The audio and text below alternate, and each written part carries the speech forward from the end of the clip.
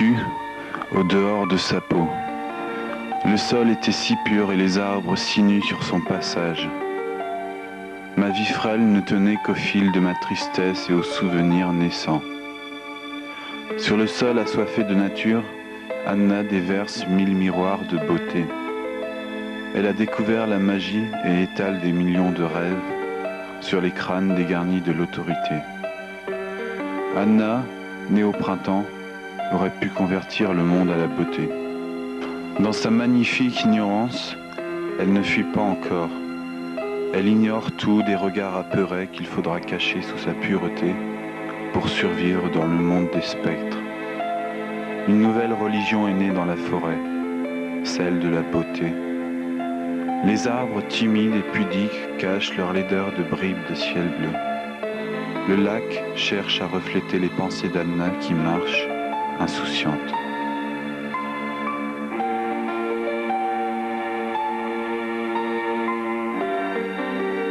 Le vent murmure un hymne à la pureté et les feuilles tombent à la cadence de son cœur. Tout n'est encore que rêve quand elle avance, habillée de nature et d'océan d'images, vers son destin, orage dans un ciel d'été. Tout aurait été possible si le monde, ce matin, s'était arrêté de battre pour vivre 1000 rêves de pétales rosés au pas d'Anna.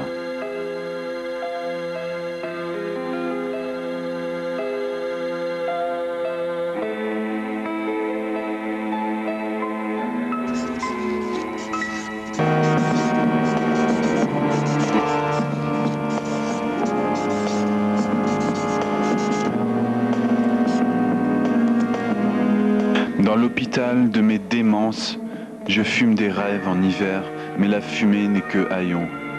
Je suis né dans un bois noir où chantent les hyènes.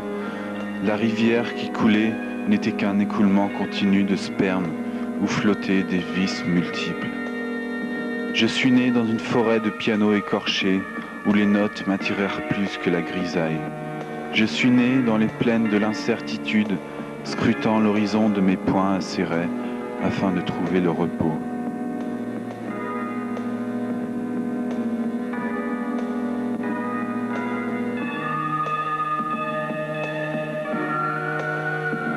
Je suis né dans un hôpital où les anges dirent que j'étais irrécupérable, condamné à être poète.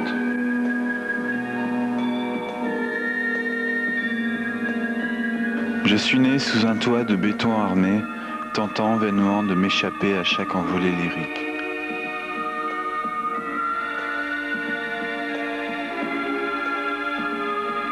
Les orages se déclenchèrent à chaque incertitude, et les dieux me condamnèrent à la banalité que je refusais de toutes mes forces. Et des personnages imaginaires s'échappèrent par erreur de pages sombres de mes poèmes pour s'incruster dans ma conscience.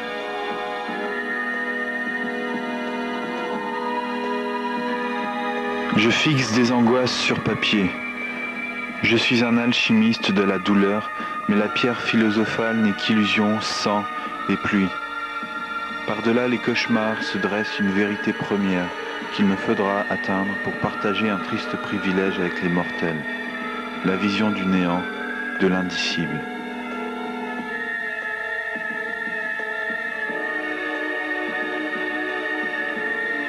Les souvenirs me dévorent. Et les automnes dans ma vie se succèdent à un rythme printanier.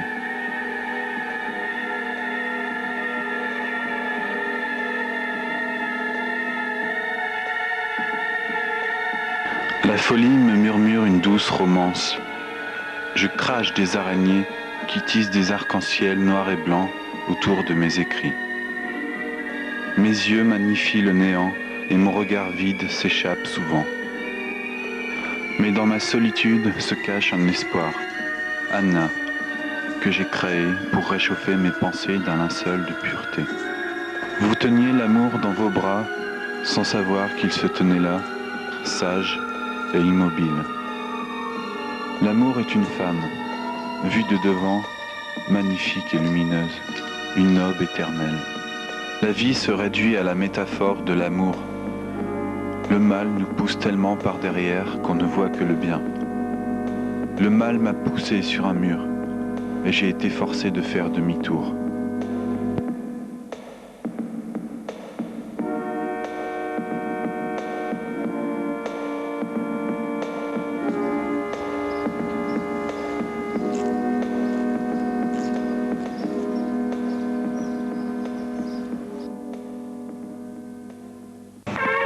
L'œil est partout présent, il déniche et me prête, grâce aux apparences, des pensées que je ne possède pas, des rêves que je ne supporte pas, des vices auxquels je ne succombe pas. Et quand l'œil arrête son intrusion passagère, dans une âme d'emprunt, il en reste des traces. L'œil est pire que les spectres qui rongent les sépultures, car l'œil est en nous chaque fois que nous vivons. Des papillons noirs survolent leurs rêves, des chimères malsaines les dévorent. Les anges sont déportés par millions dans les camps d'ossements de démons.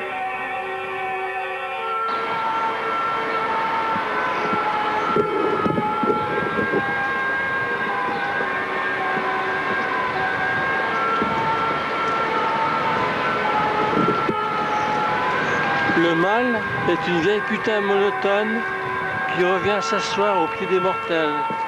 Le chemin est long vers l'homme et tissé de corchures.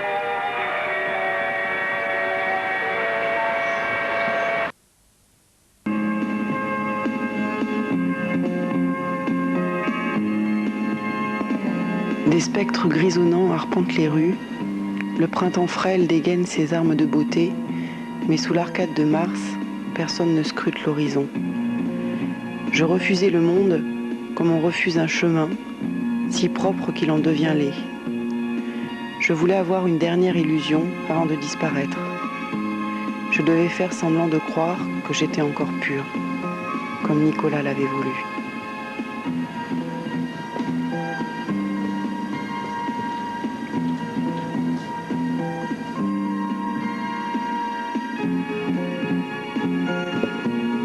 Là où la vie respirait, il ne reste que des déserts de souffle et des vides de pensée plus grands encore. Le rien est plus beau que l'esprit de l'homme.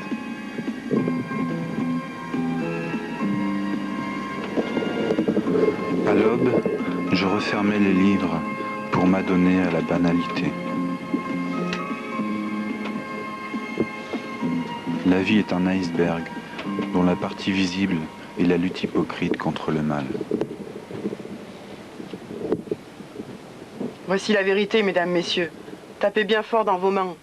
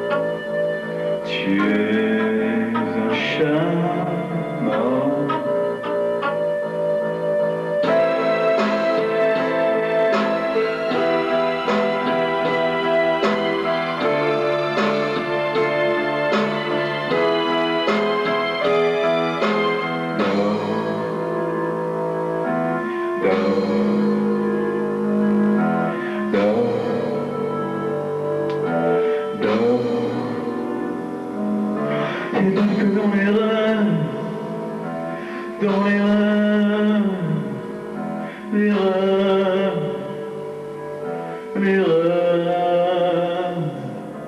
Il y a de l'alcool dans les rêves et des gens sur la table. Il y a des regards qui se perdent et des yeux qui me deviennent à l'infini.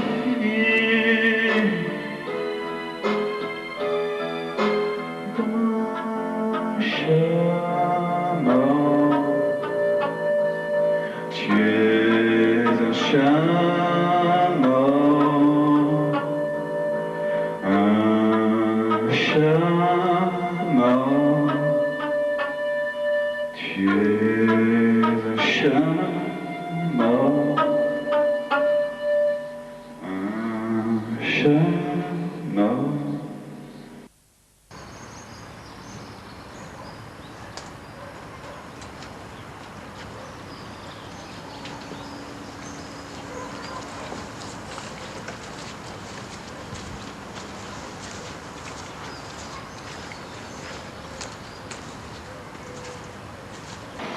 Bon, Stanis, je vais te lire un petit poème que j'ai écrit sur Anna.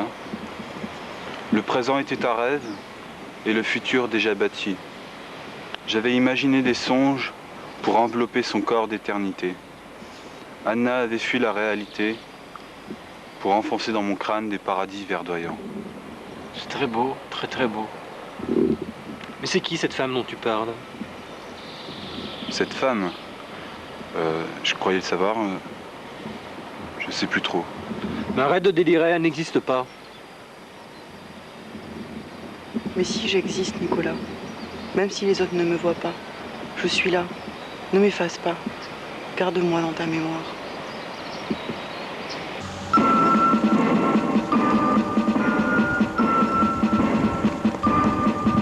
Nathanaël fuit le mal car on ne suit son maître qu'à toutes jambes. L'inventivité maladive de l'écrivain aura rattrapé ses pas avant la mort de la lumière. Dans les jardins du bien, jadis, Nathanaël a découvert des fruits hypocrites dévorés par les vers. Avant de tuer pour la première fois, il cultivait des champs sous terre où les sillons étaient des veines écorchées et les soleils des assiettes immenses striées de fourches ensanglantées.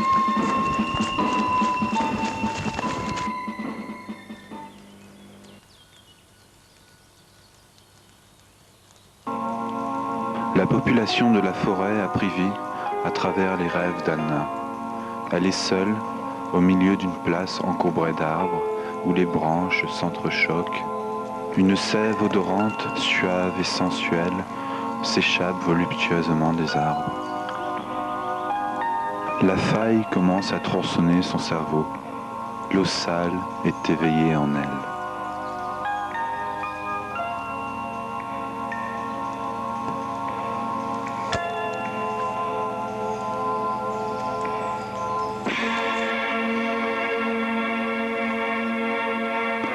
Elle est vivante, car l'humanité lui a donné un don qu'elle s'est découvert, la lâcheté. Les regards apeurés des hommes dansent dans son âme.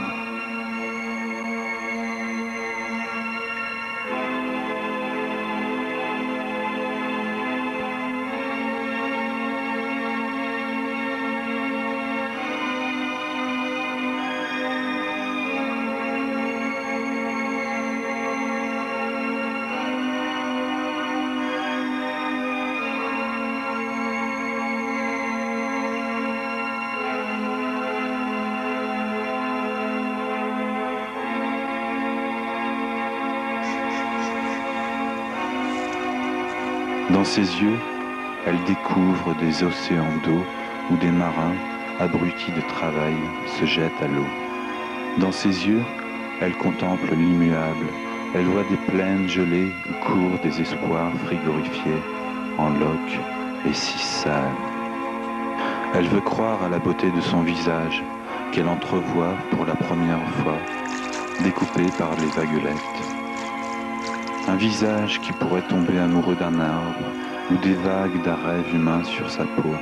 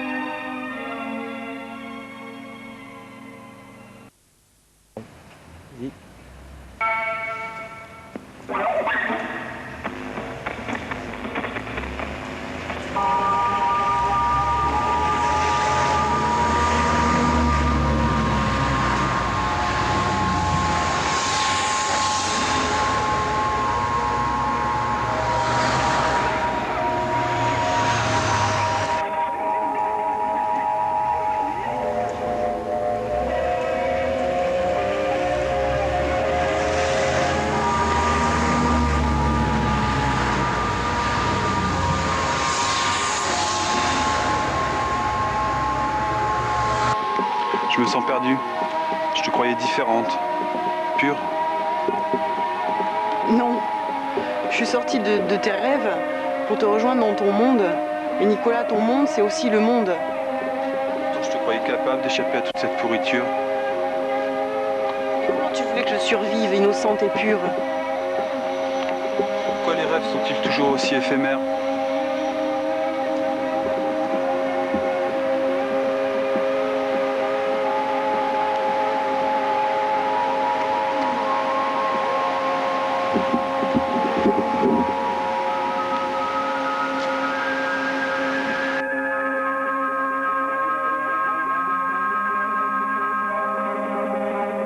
Les violons s'accordaient, les bouches se rejoignaient sous des paroles entendues. Les âmes se fondaient et la compréhension s'immisçait dans les paroles. Ils parlaient d'oubli, de vapeurs illicites, de chemins épineux vers le bonheur, de calvaires constructifs. Ils parlaient d'aurores à bâtir, de sentiers de vie à reconstruire, rêve à l'abandon de la raison.